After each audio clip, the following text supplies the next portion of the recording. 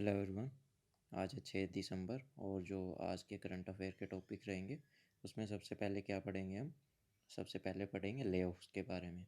उसके बाद अपग्रेड इन land records और जो नेक्स्ट टॉपिक रहेगा फिर वेसेनार अरेंजमेंट।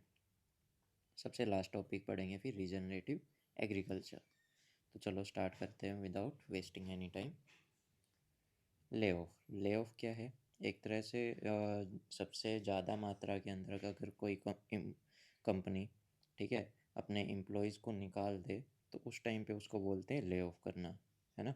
जैसे कि अभी अमेज़ोन ने करीबन ज़्यादा नहीं तो करीबन 20,000 एम्प्लॉयज़ को निकाल दिया, जिसके अंदर मैनेजर्स भी शामिल थे। Recently, many of the US multinational companies has announced massive layoff, which already crossed 60,000 in September October 2022। जो सितंबर और अक्टूबर के महीने थे उसके अंदर इन कंपनियों ने करीबन करीबन नहीं तो 60,000 अपने एम्प्लॉयज़ को निकाल दिया। A layoff is a temporary or permanent termination of employment by the employer for the reason unrelated to employer's performance. तो यहाँ पे क्या है ना, अगर किसी को निकाल दिया जाए, ठीक है, नौकरी से, और उसका रीज़न क्या है कि उसका कोई रीज़न भी नहीं होता है ऐसे, लाइक अगर मान लो अगर आप अच्छे से परफॉर्म नहीं कर रहे हो तब निकाल दें तो अलग बात है कि भाई आपने ढंग से काम नहीं किया तो इस वजह से हम आपको निकाल रहे हैं। लेकिन यहाँ पे तो ऐसा कुछ है भी नहीं, ठीक है। यहाँ पे एम्प्लॉय की परफॉर्मेंस से कोई लेना देना नहीं है, फिर भी कंपनी क्या है ना, या तो टेम्परेरी बेस पे या फिर परमानेंट बेस पे अपने एम्प्लॉयज़ को निकाल रही है, तो उस टाइम पे इसको बोलते हैं lay off. What are the reasons for lay off? इसके रीज़न क्या है, कारण क्या है निकालने के? एक तो कॉस्ट कटिंग। अभी देखा होगा कि ग्लोबल रिसेशन चल रहा है, पूरे वर्ल्ड के अंदर आर्थिक मंदी आई हुई है। जितनी भी टेक्नोलॉजी कंपनीज़ हैं, जिसमें जो बड़ी बड़ी नामचीन कंपनियां हैं ना, वो अपनी कॉस्ट कटिंग कर रही है, ठीक है। उनके खर्चे ज़्यादा हो रहे हैं और उनको बचत कम हो रही है। इस वजह से उन खर्चों को कम करने के लिए ना अपने एम्प्लॉयज़ को वो निकालना स्टार्ट कर रखा है उन्होंने। Cost cutting is one main reason for the lay off because the company are not making enough profit to cover up their expenses or because they need substantial extra cash to address paying off debt। तो यहाँ पे क्या कहा गया है ना कि भाई कंपनी उनको इसलिए निकाल रही है क्योंकि उनको ज़्यादा प्रॉफिट हो नहीं रहा, और साथ ही साथ जो उनके खर्चे वो भी बढ़ रहे हैं, और ऊपर से उनको भी क्या है ना, 50 जगहों से वो क्या लोन लेके रखते हैं, तो उनको भी अपना कर्ज अदा करना होता है। तो इस वजह से उनके पास ज़्यादा पैसा बच नहीं पाता, और उसी पैसे को बचाने के लिए, ठीक है, अभी कंपनी के अंदर काम कम है और एम्प्लॉयज़ ज़्यादा हैं तो ज़्यादा तनख्वाह देनी पड़ रही है। इस वजह से उन एम्प्लॉयज़ को हटा के और जो उनको तनख्वाह देते थे वो बच जाएगी अब उनकी, ठीक है, जिससे वो अपना जो ऋण है वो चुका सकते हैं। और इंडिया में भी खासा ये देखा जा रहा है कि इंडिया के जितने भी स्टार्टअप्स हैं वो भी अभी ट्रबल फेस कर रहे हैं, उनको भी मुश्किलें आ रही हैं। जैसे कि मीडिया रिपोर्ट्स कह रही हैं, करीबन 10,000 के अराउंड एम्प्लॉयज़ को हटा दिया गया है, निकाल दिया गया है। जितने भी एडटेक कंपनियां या फिर ई कॉमर्स सेक्टर्स हैं उनके अंदर, जैसे कि अमेज़ॉन हो गया, फ्लिपकार्ट हो गया, तो ये जो ई कॉमर्स कंपनी है इन्होंने भी करीबन 10,000 के अराउंड इंडिया में एम्प्लॉयज़ को हटा दिया। Fear for the economic recession, कि भाई जो इकोनॉमिक रिसेशन आ रहा है, आर्थिक मंदी आ रही है, उसके डर से इनको निकाला जा रहा है। IMF has cited forecast for the global GDP growth in 2022 और 23 एज ग्लूमी। तो मतलब यहाँ पे क्या कहा गया है ना, जो पेंडेमिक हुआ था और ऊपर से अभी जो रशिया और यूक्रेन के जितने भी कॉन्फ्लिक्ट चल रहे हैं, इस वजह से पूरे वर्ल्ड के अंदर एक आर्थिक मंदी आने वाली है, ऐसा किसका कहना है? IMF का कहना है। तो इस वजह से भी कंपनियां काफ़ी चिंता में हैं, डरी हुई है, और इस वजह से अपने खर्चों को कम करने के लिए, कंट्रोल करने के लिए वो क्या है, अपने एम्प्लॉयज़ को निकालना उन्होंने स्टार्ट कर दिया। ऊपर से decreases dependence on the online platform. Covid के टाइम पे लॉकडाउन लगा हुआ था, ठीक है, लोगों के पास उस टाइम पे पैसा भी काफ़ी था, तो क्या था ना, नए नए उनकी छुट्टियां हुई थी या फिर कह लो कि ऑफ चल रहा था कंपनीज़ का। उनको भी नहीं पता था कि ये लॉकडाउन कितना लंबा चलेगा, तो इस वजह से लोग है ना घर से बैठे क्या है ना, सारा ऑनलाइन शॉपिंग कर रहे थे, या फिर ऑनलाइन जितने भी ये OTT प्लेटफॉर्म है यहाँ पे अपने सब्सक्रिप्शन वगैरह ले रहे थे। तो जैसे ही लॉकडाउन खुला, है ना, लॉकडाउन खुला तो जो उनकी कंजम्पशन थी, जैसे कि ऑनलाइन शॉपिंग करना या फिर OTT प्लेटफॉर्म पे जाना, तो वो कम होने लग गई, जिस वजह से जो डिपेंडेंस थी ऑनलाइन प्लेटफॉर्म पे लोगों की वो कम हो गई। और उस वजह से कंपनियों को मुनाफा होना भी कम हो गया। तो इस वजह से उस टाइम पे जितने लोगों को इन्होंने हायर किया था, अभी उनको उन एम्प्लॉयज़ की अभी इनको ज़रूरत नहीं थी, ठीक है? तो ये भी एक रीज़न है उनको निकालने का। What is the outlook for Indian companies? Indian companies में इसका क्या परिणाम निकल के आया?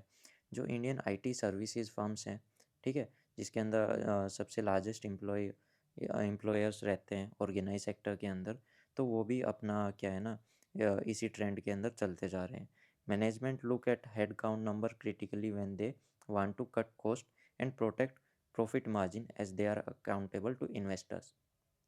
देखो, कंपनी के अंदर इन्वेस्टर इन्वेस्ट करते हैं, अब उनका पैसा ना डूब जाए इस वजह से कंपनी को क्या है ना अपने खर्चे कम करने पड़ रहे हैं। और अपने खर्चों के कम करने के अंदर मतलब एक तो जितनी भी सर्विसेज वो पहले अपने एम्प्लॉयज़ को प्रोवाइड कर रहे थे उनके अंदर कटौती, और ऊपर से जो एक्स्ट्रा बर्डन इनके ऊपर रहता था कि जो एक्स्ट्रा में एम्प्लॉयज़ को रखते थे, अब उनको भी निकालना स्टार्ट कर दिया इन्होंने। तो यहीं पे यहाँ पे ऐसा ही कुछ बता रखा है।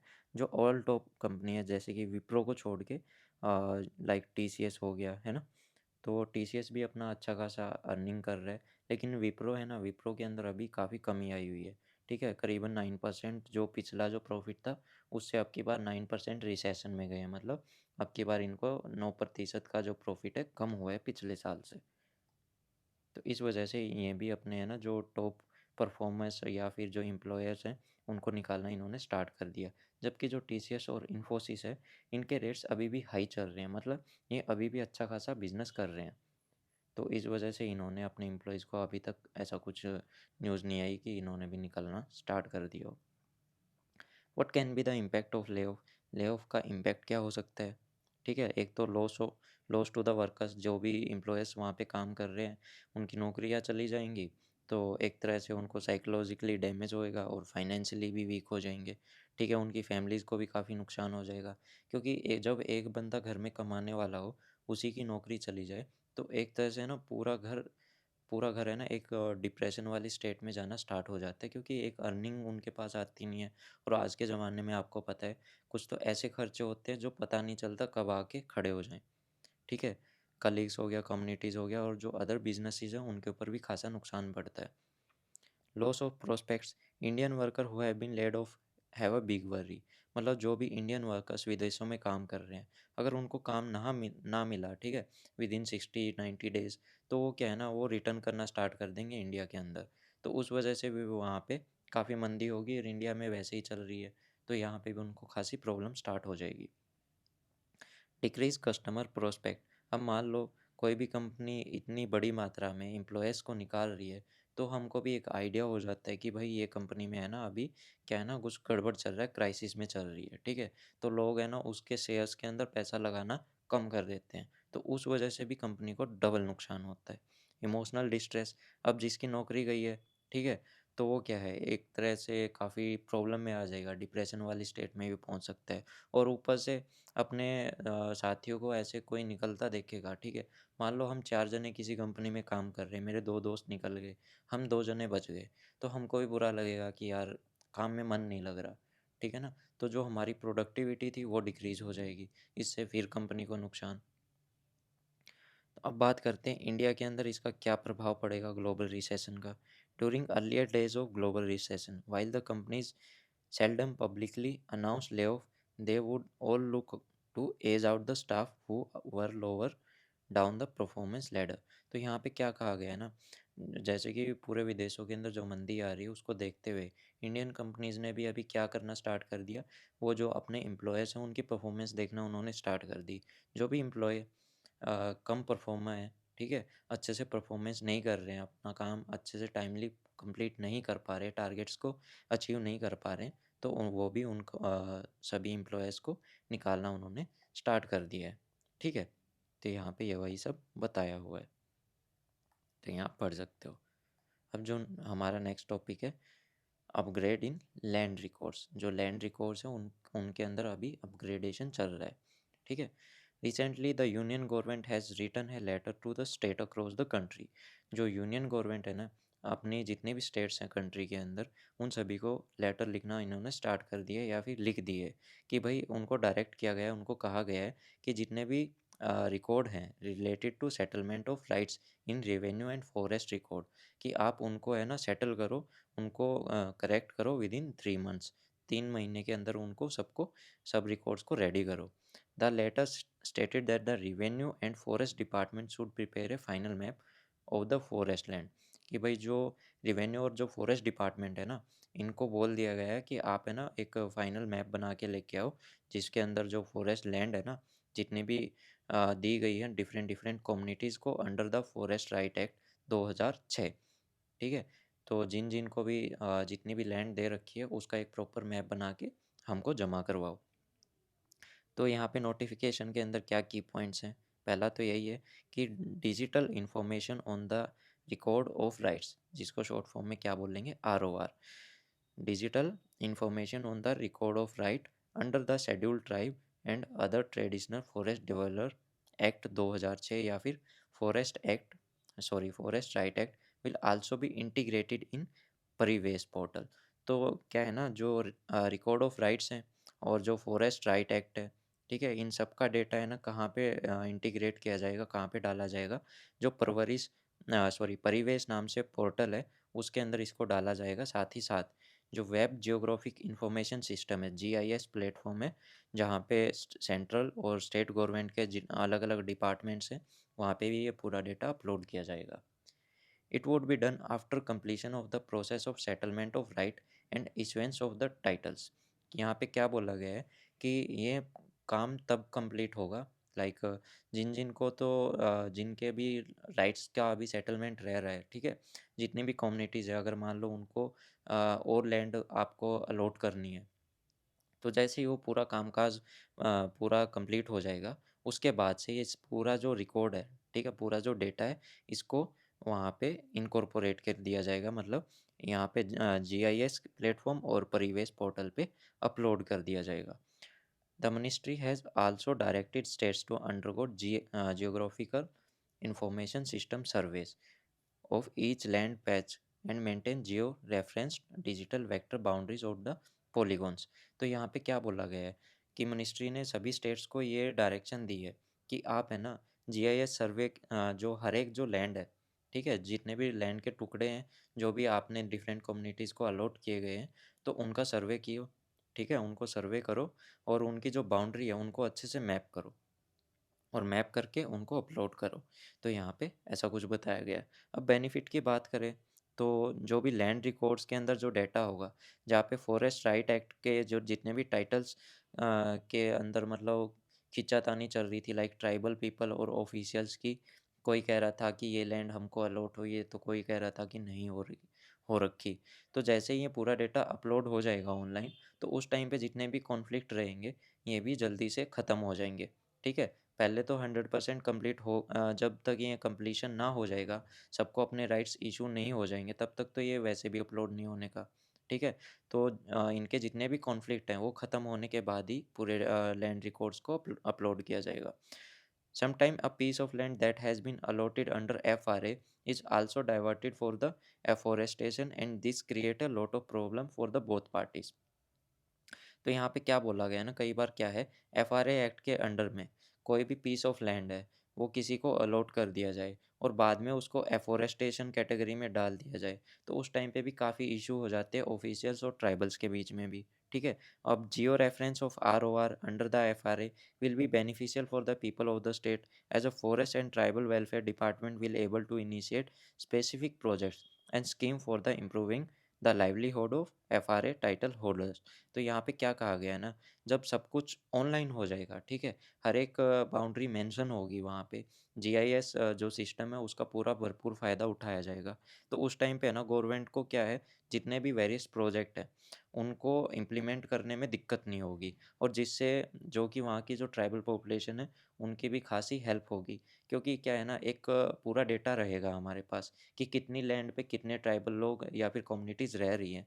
तो उनके हिसाब से जितने भी कम्युनिटी स्पेसिफिक जो स्कीम्स गवर्नमेंट लेके आती है, तो उनका हमको ये अंदाज़ा रहेगा कि इतने लोगों के लिए हमको ये वाली स्कीम लागू करनी चाहिए। तो एक प्रॉपर डेटा रहता है, तो उसको इम्प्लीमेंट करने में भी काफ़ी हेल्प होती है बाद में। What is the forest right act 2016, sorry 2006, जो फॉरेस्ट राइट एक्ट 2006 है उसके बारे में देखते हैं। The act recognise and vest the forest right and occupation in forest land in forest dwelling scheduled tribe and the other traditional forest developer who have been residing in such forest for generation.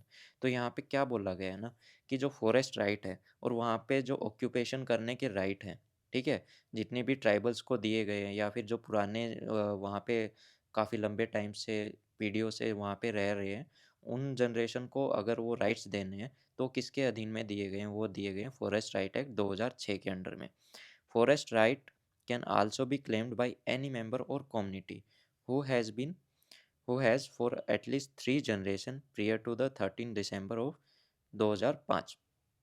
यहाँ पे क्या बोला गया है ना, सीधी सी बात है कि कोई भी इंसान, कोई भी मेंबर या फिर कम्युनिटी इन राइट्स को क्लेम कर सकती है, लेकिन उसके लिए एक कंडीशन है कि भाई आपकी जो एटलीस्ट जो पिछली 3 पीढ़ियाँ वहाँ रह रही हों, ठीक है। कब से? 13 दिसंबर 2005 से पहले से अगर वहाँ पे अगर आपकी 3 पीढ़ियाँ रह रही होंगी तो आपको ये वाले राइट्स वहाँ पे आपको मिल जाएंगे, ठीक है। तो यहाँ पे एक चीज़ और भी बोली गई है, it's strengthen and conservation regime of the forest while ensuring livelihood and food security of FDST and OTFD। OTFD क्या है? अदर ट्रेडिशनल फॉरेस्ट डेवलपर्स, और FDST forest dwelling schedule tribes. जितनी भी ट्राइबल पॉपुलेशन वहाँ पे रहती है या फिर जो भी फॉरेस्ट के पास में लोग रहते हैं, जिनको राइट्स दिए गए हैं कि आप अपनी रोजी रोटी के लिए फॉरेस्ट से जो लकड़ियाँ हैं, फ्रूट्स वगैरह हैं, वो निकाल सकते हो। तो यहाँ पे उनकी बात की गई है कि उनको ये राइट्स भी इस एक्ट के अधीन दिए गए हैं। Gram Sabha is the authority to initiate the process for determining the nature and extent of individual forest right और community forest right, और both that may be given to FDST और OTFD। तो ये जितने भी ट्राइबल पॉपुलेशन है या फिर कम्युनिटी पॉपुलेशन वहाँ पे रहती है या फिर जो भी लोग फॉरेस्ट एरिया के बिल्कुल पास में रहती है, तो अगर उनको ये जितने भी राइट्स आपको देने हैं तो वो कौन डिसाइड करेगा? वहाँ की ग्राम सभा डिसाइड करेगी। इसके अंदर 4 तरह के राइट्स दिए जाते हैं। पहला तो टाइटल राइट्स, कि it give FDST and OTFD the right to ownership to the land farm by the tribals and forest dwellers subject to maximum 4 hectares। Ownership is only for the land that is actually being cultivated by concerned family and no new land will be granted। तो यहाँ पे simple सी बात यही कही गई है, जितनी भी ट्राइबल पॉपुलेशन और डिफरेंट जो कम्युनिटी वहाँ पे रहती है, ठीक है, उनको जो है 4 हेक्टेयर तक की मैक्सिमम लैंड अलॉट की जा सकती है, और वो लैंड भी वही होगी जहाँ पे आप बरसों से क्या है ना कल्टीवेशन करते आ रहे हो।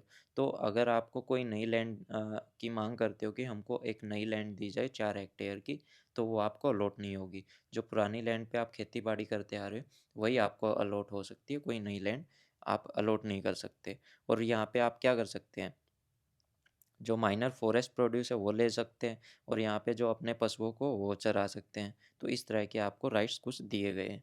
रिलीफ एंड डेवलपमेंटल राइट्स, कि भाई आपको वहाँ से इलीगली खाली नहीं करवाया जाएगा, ठीक है।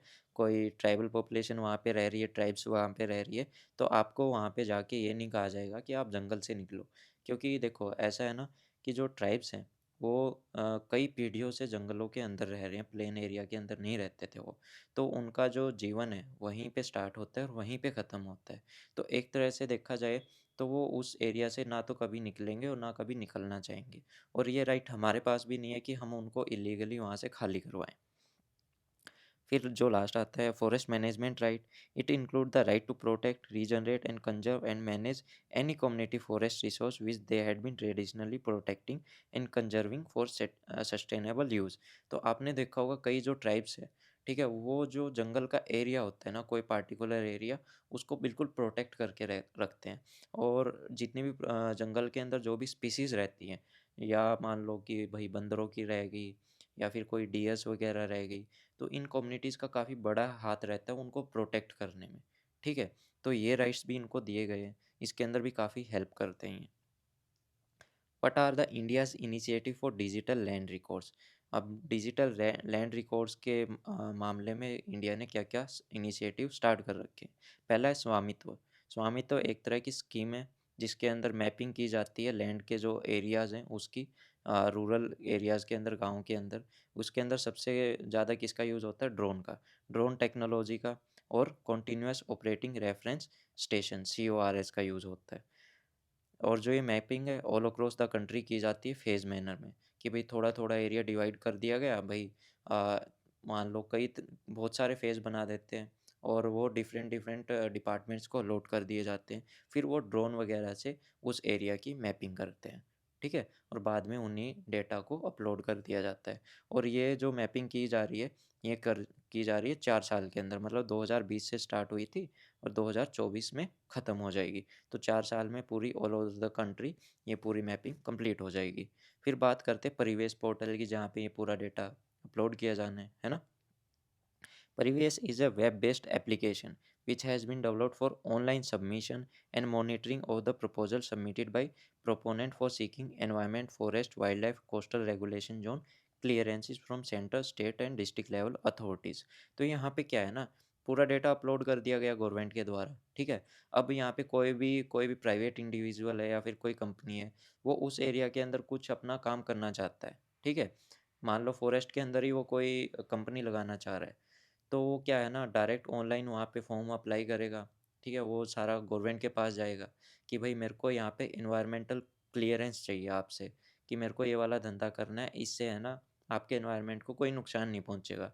तो गवर्नमेंट क्या करेगी, जो पुराना डेटा, पुराना आई मीन जो अभी डेटा यहाँ पे अपलोड किया जाता है टाइमली मैनर के अंदर, तो उससे उसको मैच करेगी, ठीक है? पूरा डेटा को अच्छे से स्टडी करेगी, फिर देखेगी कि भाई इस एरिया के अंदर जो कौन सी स्पीशीज़ है और उनको क्या नुकसान पहुँच सकता है इस जो ये प्रोजेक्ट है इससे। अगर प्रोजेक्ट से ज़्यादा नुकसान पहुँचा तो उसको क्लीयरेंस नहीं दी जाएगी। अगर पता चलता है कि उससे बेनिफिट ज़्यादा है, नुकसान कम है, तो उस टाइम पे उसको क्या है, क्लीयरेंस मिल सकती है। और यहाँ पे सेंटर, स्टेट और डिस्ट्रिक्ट लेवल पे भी जो अथॉरिटीज़ है, उनसे क्लीयरेंस आपको मिल सकती है। फिर अब भूमि संवाद एक तरह की नेशनल वर्कशॉप है, जहाँ पे किसके ऊपर है, digital India land record modernisation programme के ऊपर। It attempt to build up the commonalities to exist in the area of land records in various states to develop an appropriate integrated land information management system. तो यहाँ पे क्या बोला गया ना, कि भाई एक तरह का integrated land information management system को डेवलप किया जाए पूरी अक्रॉस द कंट्री, ठीक है? डिफरेंट डिफरेंट स्टेट्स के अंदर। तो जहाँ पे जो भी डेटा अगर हमको चाहिए हो, बाद में हमको वहाँ से मिल जाए। National Generic Document Registration System. It is a major shift from the existing manual registration system to online registration of all the transaction of sale and purchase and transfer of land. अभी क्या है ना, अगर हम कोई भी ज़मीन वगैरह खरीदते हैं, प्लॉट खरीदते हैं या कोई फ्लैट वगैरह खरीदते हैं, तो हमको उसकी रजिस्ट्री करवानी पड़ती है। और रजिस्ट्री के लिए हमको क्या है, मैनुअल करना पड़ता है, फॉर्म वगैरह भरने पड़ते हैं, साइन करना पड़ता है ना, एफिडेविट लगते हैं। तो अब क्या है ना, धीरे-धीरे उसको शिफ्ट किया जा रहा है ऑनलाइन मोड पे। ऑनलाइन मोड पे अगर शिफ्ट कर दिया गया, तो ये जितने भी काम में जितनी भी अभी थोड़ा बहुत टाइम लगता है ना, वो टाइम भी ख़त्म हो जाएगा और ऊपर से एक तरह का ये करप्शन फ्री भी हो जाएगा, तो वहाँ पे किसी भी तरह की धांधली भी नहीं हो पाएगी। और ये वन नेशन वन सॉफ्टवेयर के रूप में भी काम करेगा, क्योंकि जो ऑल ओवर द अपनी जितनी भी कंट्री के अंदर इस तरह की लैंड का जो खरीदना बेचना और जो ट्रांसफ़र ऑफ लैंड करना है, तो उसका क्या है ना, एक ही जगह पूरा काम हो जाएगा। Next point is a unique land parcel identification number being described as a Aadhaar for land. Unique land parcel identification number is a number that would uniquely identify every surveyed parcel of the land and prevent land fraud. तो यहाँ पे क्या है ना, हर एक land को एक unique identification number दिया जाएगा, ठीक है? अगर मान लो किसी ने उसको सेल आउट कर दिया हो और फिर बंदा कोई फिर से आपको सेल करने का ट्राई कर रहा हो, ठीक है? जैसे ही आप उसको ऑनलाइन अपने नाम पे करवाओगे या रजिस्ट्री वगैरह करवाओगे, तो उसी टाइम पे क्या है ना, वो आपके सामने आ जाएगा पूरा उसका डिटेल, कि भाई किसको सेल परचेज़ की हुई है पहले और अभी उसका जो ओनर कौन है। तो इस वजह से आप एक तरह से फ्रॉड से बच जाओगे। अब बात करते हैं व्हाट इज़ जीआईएस सिस्टम। एक तरह का कंप्यूटर सिस्टम है जो कैप्चर करता है, स्टोर करता है, चेक करता है और डिस्प्ले करता है data related to position of earth surface. जो अर्थ की जो सरफेस है, उसका जो पूरा डेटा रखता है, मतलब एक तरह से अर्थ का जो हमारा इंडिया का है ना पूरा मैप अपने अंदर स्टोर करके रखता है। बाय रिलेटिंग सीमलिंगली, ठीक है, unrelated data, GIS can help individual and organisation better understand spatial pattern and relationship. GIS can use any information that could include location.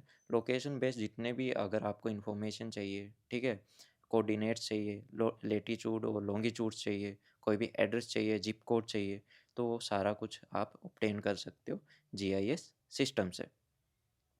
GIS can include data about people such as population, income and education level. इस तरह का data भी यहाँ पे आपको आप store कर सकते हो। It can also include information about the site of factories, farms, school, storm drains, road, electric power lines etcetera. तो एक तरह से है ना कंप्लीट पैकेज है ये। अगर आपको कोई भी डिटेल लाइक मैप से रिलेटेड कोई भी स्कूल की इन्फॉर्मेशन चाहिए, है ना, कोई भी फैक्ट्री है, अगर उसकी लोकेशन चाहिए, तो सारा का सारा इन्फॉर्मेशन आपको यहाँ से मिल जाएगा। अब बात करते हैं वेसेनार अरेंजमेंट की। रिसेंटली जो 26 annual plenary of the Wassenaar Arrangement हुई थी, कहाँ पे, वियना के अंदर। आयरलैंड ने अभी हैंड ओवर किया चेयरमैनशिप किसको, इंडिया को। इंडिया इसको ऑफिशियली अज्यूम करेगा 1 जनवरी 2023 से। तो इसके बारे में थोड़ा पढ़ते हैं। तो जो वेसेनार अरेंजमेंट है, ये है voluntary export control regime.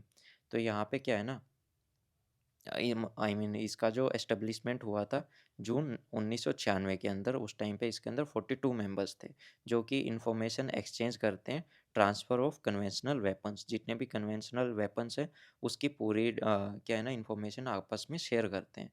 And dual use goods and technology, जितने भी जो भी सामान या फिर टेक्नोलॉजीज़ हैं उनका अच्छे से ड्यूअल यूज़ किया जाता है। तो ड्यूअल यूज़ का मतलब क्या है, एबिलिटी ऑफ गुड्स और technology to be used for multiple purpose. कि मतलब एक तरह के पर्पस के लिए नहीं, मतलब उसको मल्टीपल पर्पस के लिए यूज़ किया जाता है, लाइक पीसफुल और मिलिट्री पर्पस के लिए। वेस्टर्न अरेंजमेंट का जो इसका जो सेक्रेटरी है, ठीक है, सेक्रेटरीएट कहाँ पे, वियना, जो कि कहाँ पे, ऑस्ट्रिया के अंदर। मेंबर की बात करें तो इसके अंदर 42 मेंबर स्टेट्स हैं, जिसके अंदर नेटो की जितनी भी कंट्रीज हैं ना, काफ़ी मेजरली तो नेटो कंट्रीज़ हैं, और साथ ही यूरोपियन यूनियन की स्टेट्स इसके अंदर इंक्लूड है। पार्टिसिपेटिंग स्टेट्स हैं, उनको रिक्वायर क्या है कि भाई वो रिपोर्ट करें कि जितने भी आर्म्स ट्रांसफ़र हैं, ठीक है, जो उनके जितने भी वेपन्स हैं उनका जो ट्रांसफ़र और उनकी सारी रिपोर्ट्स, इनको यहाँ पे क्या करवानी पड़ती है, सबमिट करवानी पड़ती है। करीबन 6 मंथली बेसिस पे, हर 6 महीने के अंदर आपको यहाँ पे सारी डिटेल्स जमा करवानी पड़ती है। इंडिया इसका मेंबर बना था 2017 के अंदर। इसका ऑब्जेक्टिव क्या है, the groups work by the regularly exchanging information in respect of technology. कि भाई यहाँ पे जितनी भी टेक्नोलॉजी रिलेटेड जो इन्फॉर्मेशन है आपस में शेयर की जाती हैं, जिसके अंदर कन्वेंशनल और न्यूक्लियर कैपेबल जो इन्फॉर्मेशन है सारी की सारी यहाँ पे शेयर की जाती हैं। कि भाई न्यूक्लियर डिवाइस अगर आपने कोई सेल आउट किया है ना, या फिर यूरेनियम वगैरह किया है, तो सारी की सारी इन्फॉर्मेशन यहाँ पे एक दूसरे के साथ में साझा की जाती है। This is done through maintenance and updating the details list of chemicals, technology and products that are considered militarily significant. तो यहाँ पे क्या है ना, हर एक तरह की इंफॉर्मेशन या फिर डिटेल को अपडेट किया जाता है, जिसके अंदर केमिकल्स भी इंक्लूड है, जैसे कि जिससे न्यूक्लियर वेपन बन सकता है या फिर कोई बायो वेपन बन सकता है। तो इस तरह की सारी डिटेल्स यहाँ पे अपडेट करके रखनी पड़ती है। फैसनर अरेंजमेंट प्लेनरी एक तरह की डिसीजन मेकिंग, इसकी जो डिसीजन मेकिंग बॉडी है, ठीक है, उसके बारे में पढ़ते हैं। It is a decision making body of the arrangement. It is composed of representative of all participating states and normally meet once a year। तो साल में एक बार मिलते हैं, और इसके अंदर जितने भी मेंबर कंट्रीज़ हैं, ठीक है, 40 कितनी थी, 42 मेंबर स्टेट्स हैं, इनके जो भी रिप्रेजेंटेटिव हैं वो मिलते हैं साल में एक बार दिसंबर के अंदर बेसिकली, ठीक है। और जो इसकी चेयरमैनशिप है, वो एनुअल रोटेशन के ऊपर हर एक कंट्री को ऐसे टर्न बाय टर्न मिलती रहती है। 2018 के अंदर इसकी चेयरमैनशिप किसके पास थी, यूनाइटेड किंगडम के पास। 2019 में ग्रीस के पास। ऑल प्लेनरी डिसीजन लिए जाते हैं कंसेंसस से, कि भाई आपस में रजामंदी करके जितने भी डिसीजन हैं उनको लिया जाता है। अभी इसकी चेयरमैनशिप इंडिया के लिए क्यों इतनी सिग्निफिकेंट है, तो पहली बात तो एंटी टेररिज्म एफर्ट्स के अंदर इंडिया तो देखो इसके खिलाफ रहता है, कि जो इंटरनेशनल बॉडीज़ हैं, ठीक है, वहाँ पे भी इन चीज़ों को काफ़ी बार मुद्दा उठा चुका है कि भाई नो मनी फॉर टेररिज्म, है ना। तो इस तरह के मुद्दों को इंडिया उठाता रहता है कि भाई टेरर फाइनेंसिंग को रोका जाए, ऊपर से प्रिवेंट किया जाए, जो आर्म्स की डाइवर्जन है टेररिस्ट को आपने देखा होगा टेररिस्ट के पास भी हाईटेक हथियार पहुंच जाते हैं, तो कहाँ से पहुंचते हैं? कोई ना कोई कंट्री उनको बैकडोर से हेल्प करती रहती है। तो इन चीज़ों को रोकने के लिए इंडिया क्या है ना, अपने जो बार बार इन ऐसी ऐसी कमेटीज़ के अंदर जो एग्रीमेंट्स होते हैं वहाँ पे अपनी आवाज़ उठाता रहता है। Strong anti proliferation framework, the worsening economic crisis in India's western neighbour coupled with rapid radicalization of historically moderate sects in community and the country poses a peculiar set of challenges to the India. Strengthening the licensing and enforcement practices under the WA and adoption of the new export control in area like flight technology, interception technology, digital investigation tool will pave a way for a certain or strong anti-proliferation framework from South Asia. तो यहाँ पे जो proliferation framework है, तो उसके ऊपर भी काफ़ी जोर दिया गया है, ठीक है। इंडिया भी इसके खासे उसके अंदर रहता है, अपोजिशन के अंदर, कि भाई जो ये रैपिड रेडिकलाइजेशन हो रहा है, कंट्रीज़ एक दूसरे के ऊपर आरोप लगाती रहती है कि यहाँ पे हिंदू मुस्लिम चल रहा है ना, या फिर एंटी रिलीजन के बेसिस पे जितने भी कंट्रियों के अंदर आपस में वॉर छिड़ी रहती है, तो उन चीज़ों के ऊपर भी क्या है ना, रोक लगाई जाए। अब बात करते हैं what are the other export control regimes. तो जो एनएसजी है, nuclear supplier groups for the control of nuclear related technology. फिर ऑस्ट्रिया ग्रुप है, ये क्या कंट्रोल करता है? केमिकल एंड बायोलॉजिकल टेक्नोलॉजी, जो जिनका बाद में वेपनाइजेशन भी हो सकता है। जैसे कि रिसेंट में यूक्रेन ने आरोप लगाए थे किसके ऊपर? रसिया के ऊपर, कि रसिया बायो वेपन यूज़ कर रहा है। बाद में रसिया ने यूक्रेन पे लगा दिए। तो ये आपस में ब्लेम गेम चलते रहते हैं और कई कंट्रीज़ इनका यूज़ भी करती हैं। आईएसआईएस भी कई हमले करती थी, जिसके अंदर वो बायो वेपन का यूज़ करती थी, मतलब केमिकल्स का यूज़ करती थी, जिससे महामारी फैल सकती है। Missile technology control regime, MTCR, ये भी क्या है ना, ये इसका क्या काम है? ये कंट्रोल करता है रॉकेट्स या फिर जो एरियल व्हीकल कैपेबल जो डिवाइसेस हैं, जैसे कि ड्रोन वगैरह हो गए, जो कि क्या कर सकते हैं, मास डिस्ट्रक्शन में कैपेबल है। मतलब एक जगह पे बड़ी मात्रा के अंदर या फिर न्यूक्लियर जो भी बम है डाल सकते हैं, तो उनके ऊपर इनकी नज़र रहती है। अब बात करते हैं रीजनरेटिव एग्रीकल्चर की, जो कि हमारा लास्ट टॉपिक है। The importance of regenerative agriculture was emphasised in Intergovernmental Panel on climate Change, report on climate change and land. तो जो अभी एक रिपोर्ट आई थी आईपीसीसी की, क्लाइमेट चेंज एंड लैंड, तो इसके बेस पे रीजनरेटिव एग्रीकल्चर के ऊपर ज़्यादा ध्यान दिया जा रहा है। It is a sustainable land management practice that can be effective in building the resilience of the agro ecosystem. What is regenerative agriculture? Regenerative agriculture is a holistic farming system that focus on the soil health. तो इसके अंदर soil health के ऊपर भी focus किया जाएगा, food की quality, quantity, biodiversity, improvement, water quality, air quality. तो इन सब के ऊपर फोकस किया जाएगा कि भाई इनके ऊपर कम से कम है ना प्रभाव पड़े, ठीक है, कि भाई इनके ऊपर नेगेटिव इफ़ेक्ट कम से कम पड़े और इससे हमको ना पॉजिटिव जो रिजल्ट्स हैं वो ज़्यादा से ज़्यादा निकल के आएँ। कि जो हमें ना जो केमिकल्स के ऊपर, फर्टिलाइज़र्स के ऊपर जो मूव करने की अब अभी लगी रहती है ना हमको, कि हम ज़्यादा से ज़्यादा केमिकल्स यूज़ करते खेती के अंदर, तो उनके ऊपर शिफ्ट होना हम कम से कम कर दें।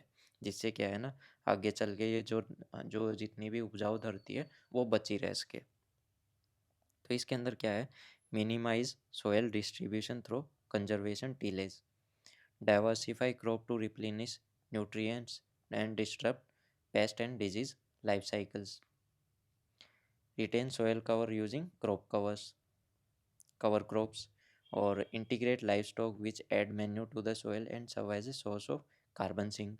तो यहाँ पे यही बात की गई है कि भाई बार बार है ना, हम एक ही ज़मीन पे एक ही तरह की क्रॉप ना यूज़ करें, उसको भी चेंज करते रहें। ऊपर से कुछ ऐसी फसल हमको लगानी चाहिए जो कि पेस्ट रेजिस्टेंस हो, है ना, जिसके अंदर हमको केमिकल या फिर स्प्रे वगैरह ना करना पड़े।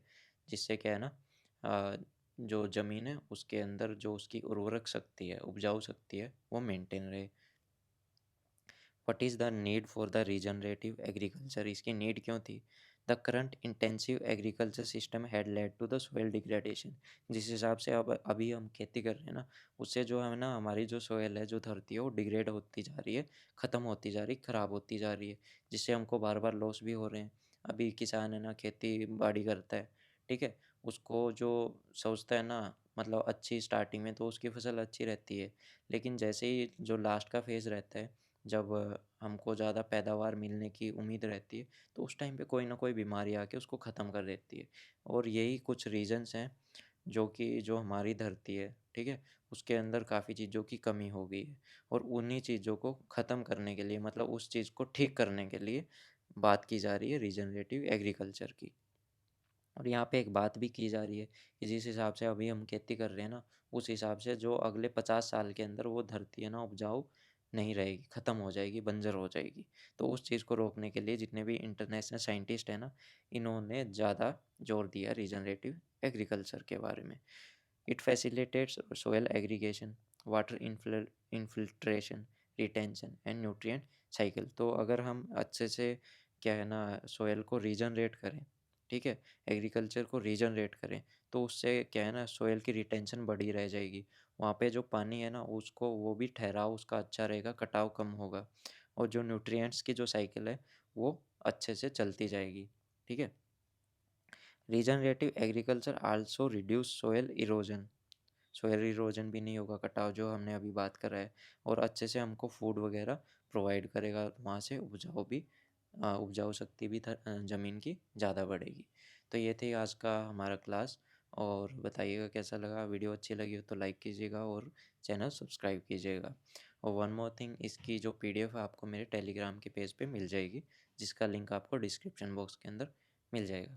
So thank you, have a nice day.